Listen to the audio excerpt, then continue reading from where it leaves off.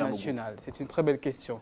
Mais ce qu'il faut rappeler, c'est que je voudrais plus simplement faire un retraçage de l'histoire. C'est vraiment parce que les discours à venir et présents sur le continent africain doivent se débarrasser totalement du simple récit narratif de l'histoire. Mais pour produire quoi? Pour produire à une jeunesse africaine qui a soif du savoir, les véritables orientations et les tâches futures de son histoire.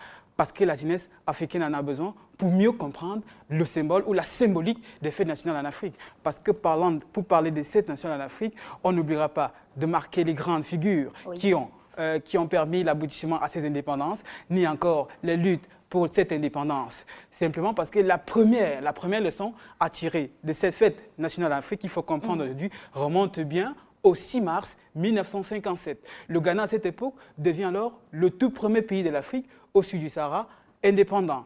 Et cette indépendance est conduite par un homme, un charismatique, une figure de proue, le docteur Kwame Nkrumah, qui sortait fraîchement des études des États-Unis. Et dans sa jeunesse, il va me faire 2 legs, un double héritage. Le premier héritage s'appelle la raison.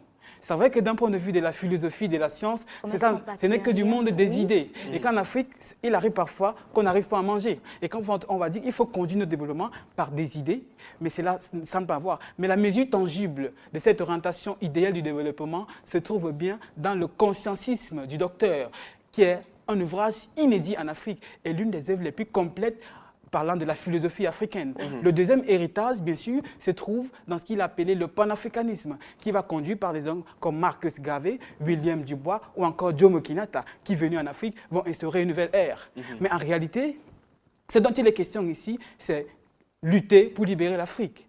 Mais le panafricanisme dont vient implémenter le docteur Kwame Nkrumah, Jomo Kenyatta et les autres, pour parler de lutte et de libération, Thomas Sankara pense que cette libération, c'est tout ce qu'il nous faudra, mais il faut comprendre ici que la libération dont nous parlons ne signifie pas racisme, ne signifie pas haine des Noirs vis-à-vis des Blancs, mais signifie une jeunesse. Alors je suis par là, je veux dire encore, et il faut le préciser, cette libération pour l'Afrique qui n'est pas encore libre signifie une jeunesse africaine qui est acteur de son propre développement. Un décor commençait à être planté par Kwame Nkrumah dans le panafricanisme, pan-tout-africanisme. Effectivement, monsieur connaît l'histoire. Voilà. C'est vrai que ce qu'il dit, j'ai préparé ma question en coulisses tout à l'heure, Marik, je l'ai partagée avec toi. J'aimerais savoir, c'est vrai que les fêtes nationales, aujourd'hui j'ai pris la peine de noter ma question, les fêtes nationales, aujourd'hui en Afrique symbolisent 4 siècles d'esclavage avec 100 ans de colonisation. J'ai bien sommé, j'espère. Mais est-ce qu'il faut donc croire que la jeunesse ne comprenne pas suffisamment le sens réel ou la symbolique de cette célébration, si je m'en tiens à ce que tu viens de donner comme argument? Oui, c'est vrai, mais ça c'est... Mais il faut comprendre que l'Afrique encore est dans une panoplie de problèmes. Et comme nous avons toujours pensé ici, au haut de cette tribune, le système éducatif africain porte toutes les solutions de l'Afrique. Il faut faire une remarque dans nos systèmes éducatifs.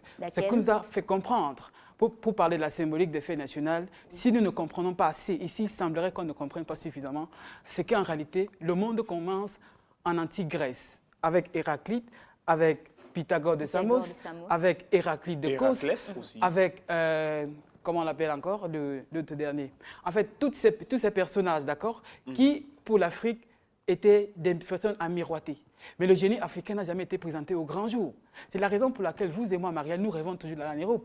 Et que nous ne valorisons pas suffisamment ce qui existe en Afrique. Et c'est là le réel problème. Mais oublions simplement que la Grèce et sa réputation n'est qu'un ensemble d'emprunts de l'Égypte antique. Alors, Martin Mougou, qu'il faut comprendre. Martin Mougou, tu nous as livré cette belle séquence. On espère te retrouver la semaine prochaine, Martin. Le temps pour nous, Peut-être pas avec des rastas, parce que je vois ces cheveux vachement poussés là. Non. Est-ce que tu mets pas de l'herbe? Non. C'est plutôt ces cheveux-là, je les garde comme ça pour aller au concours Miss 2015. Ah, d'accord. Je devais aller là-bas pour dimanche prochain. Oui. Donc, je ne mets pas de l'herbe pour le moment. D'accord, je vais t'accompagner. D'accord, j'espère que là-bas, on aura une belle représentativité. J'espère surtout que la prochaine fois... Mais pourquoi vous n'invitez jamais les filles? C'est toujours entre vous, les garçons. Tous invitent Romaric, FGO invite Steve, et puis quoi d'autre? Et pourquoi les filles n'invitent jamais les garçons? Et que c'est les garçons Moi, je vous ai invité à plusieurs reprises. Ça, il y a un problème. Ça, c'était notre débat qu'on va ouvrir très prochainement, parce que maintenant, on prend la direction de notre couloir pour accueillir Christian Lankina, la séquence high-tech. Allez, viens danser, danser, Oh mon Dieu. Oh là là. C'est qu'il a fait un tour. Il a fait un tour dans le littoral du Cameroun.